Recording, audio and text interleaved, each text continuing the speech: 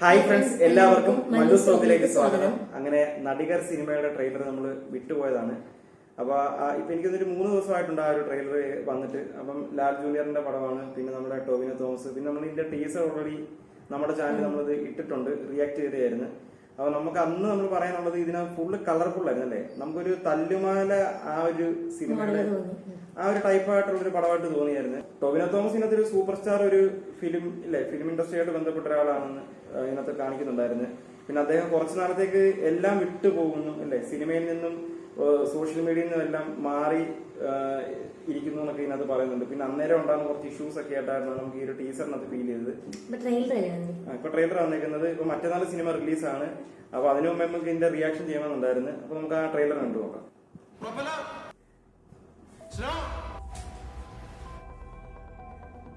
Roll camera. Roll it fast. All passengers to kindly remain seated and fasten their seatbelts. Action.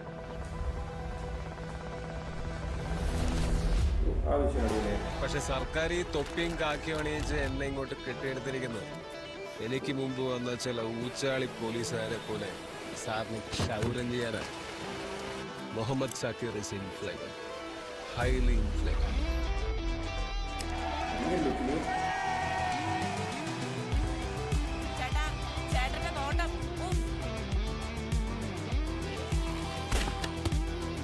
താങ്കൾ സെറ്റിലൊക്കെ വന്ന് അലമുണ്ടാക്കുന്ന ഒരാളാണെന്ന് പൊതുവെയുള്ള സംസാരം. ദൗർഭാഗ്യവശാൽ എൻ്റെ സിനിമാ സഹപ്രവർത്തകനായ ഒരു സഹോദരന്റെ കാലിൽ ചെറിയൊരു പൊട്ടലും. അന്ന് കാർ ഓടിച്ചിരുന്നത് ഞാനായിരുന്നില്ല. Insensitive self occupied trick. ഈ കർമ്മ എന്നൊക്കെ പറഞ്ഞ സാധനമുണ്ടല്ലോ, അത് സത്യം. ആസ് ആൻ ആക്ടർ ഞാൻ എങ്ങനെയുണ്ട്? മെഡിക്കൽ റെപ്പോ ഫീൽ എവിടെ?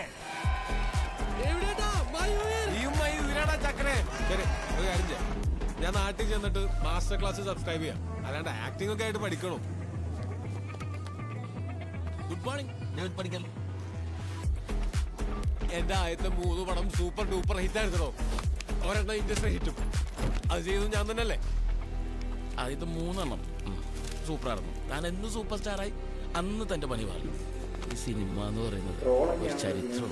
സ്റ്റാലിൻ സ്വാസ്കി, ബോളോസ്ക്വാസ്കി, ആശാമര തട്ടകം, അതൊരാൾക്കും ഡിലീറ്റ് ചെയ്യാൻ പറ്റില്ല. താൻ ഈ അടുത്തോളം ചെയ്തല്ല അവസാനമായിട്ട് അയ്യേ എന്താണ് സിംഹാസനം. സിംഹാസനം എന്റെ അമ്മോ, അതൊന്നും ഒരാൾക്കും ഡിലീറ്റ് ചെയ്യാൻ പറ്റില്ല.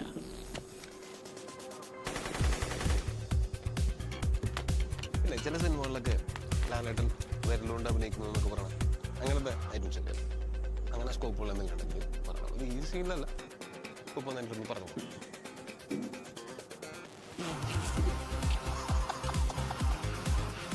സീരിയസ് ആയിട്ടൊരു കാര്യം ഈ സീനിലല്ലടാ.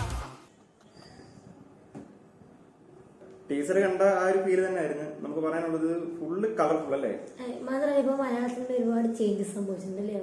പുതിയ ട്രെൻഡിനനുസരിച്ച് എല്ലാവരും മാറുന്നുണ്ട്, മാറ്റമാണ്. പിന്നെ ഇതിനകത്ത് ടോവിനോയുടെ ലുക്ക് അല്ലേ, ഭീകര ലുക്ക്, കിടിലാണ്. എന്ന് വെച്ചാൽ ഒരു 2-3 ടൈപ്പ് രീതി. എനിക്കിത് സിനിമയുടെ ഷൂട്ടിന്റെ ഒക്കെ ആയിരിക്കും കാണിക്കുന്നത്, പല പല ലുക്കിൽ വരുന്നത്. പക്ഷെ ആ ലുക്ക് എല്ലാം തന്നെ കിടു സംഭവമാണ്. പിന്നെ സൗബിന്റെ ലുക്കും ഉണ്ട്, ഒരു വെറൈറ്റി ലുക്ക് തന്നെയാണ്.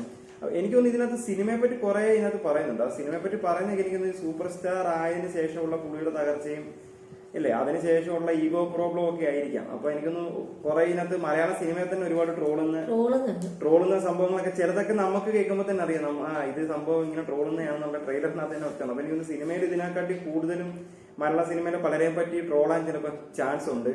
പിന്നെ ഇതിനകത്ത് മേക്കിംഗ് ആണ് നമുക്ക് പറയാനുള്ളത്. മേക്കിംഗ് ഇതിനകത്ത് എനിക്ക് എഡിറ്റിങ്ങും കട്ട്സ് ഒക്കെ അടിപൊളിയായിട്ടുണ്ട്. അതുപോലെ തന്നെ സിനിമോട്ടോഗ്രാഫി ഒക്കെ സൂപ്പർ അല്ലേ. ആ ഒരു ഫൈറ്റ് സീനും പിന്നെ കുറെ സീൻസ് ഒക്കെ ഇതിനകത്താണെങ്കിൽ അടിപൊളി സിനിമോട്ടോഗ്രാഫിയാണ്. അതുപോലെ തന്നെ കളർ ഗ്രേഡ് കിടുവായിട്ടുണ്ട്. തല്ലുമലയുടെ ആ ഒരു സെയിം കളർ ഗ്രേഡ് തന്നെയാണ്. പിന്നെ കുറെ എനിക്കൊരു അത്യാവശ്യം കോമഡിയൊക്കെ ഉണ്ട് ഇതിനകത്ത്. അല്ല ഇപ്പൊ ലാസ്റ്റ് സീനാണെങ്കിലും ഇതിനകത്ത് കുറച്ച് കിടക്കൊക്കെയുള്ള സംഭാഷണത്തിൽ നമുക്ക് മനസ്സിലാക്കുന്നത് കുറെ അത്യാവശ്യം കോമഡിയും അതുപോലെ തന്നെ കുറെ ആക്ഷനും എല്ലാം കൂടെ ആക്ഷനും അത്യാവശ്യം ഉണ്ട്. അപ്പൊ എല്ലാം കൂടെ മിശ്രിതമാക്കിയുള്ള ഒരു പക്ക ഒരു എന്റർടൈൻമെന്റ് മൂവിയാണെന്ന് തോന്നുന്നത് കണ്ടിട്ട്. അപ്പൊ മെയ് 3 പിന്നെ ഇവരുടെ ഇന്റർവ്യൂവും 1-2 ഇന്റർവ്യൂ ആണ് കണ്ടത്. അപ്പൊ അതിനകത്ത് തന്നെ അവർക്കൊരു കോൺഫിഡൻസ് ഉണ്ട്. നമുക്ക് ചില ഇന്റർവ്യൂ കാണുമ്പോൾ നമ്മൾ അവരുടെ കോൺഫിഡന്റ് നമുക്ക് അറിയാം, ആ പടത്തിൽ അവരുടെ എന്തെങ്കിലും വിശ്വാസം ഉണ്ടെന്നുള്ളത്. അപ്പൊ ആ ഒരു കോൺഫിഡന്റ് നമ്മുടെ ഇന്റർവ്യൂവിനകത്ത് എല്ലാവരുടെയും മുഖത്ത് നമുക്ക് കാണാൻ പറ്റുന്നുണ്ട്. അപ്പൊ അത് തന്നെയാണ് നമുക്കും ഉള്ള പ്രതീക്ഷ. അപ്പം മെയ് 3 2 ദിവസമേ ഉള്ളൂ. അതുവരെ കാത്തിരിക്കാം എന്ന് പറഞ്ഞ് നിർത്തുന്നു. Okay, by.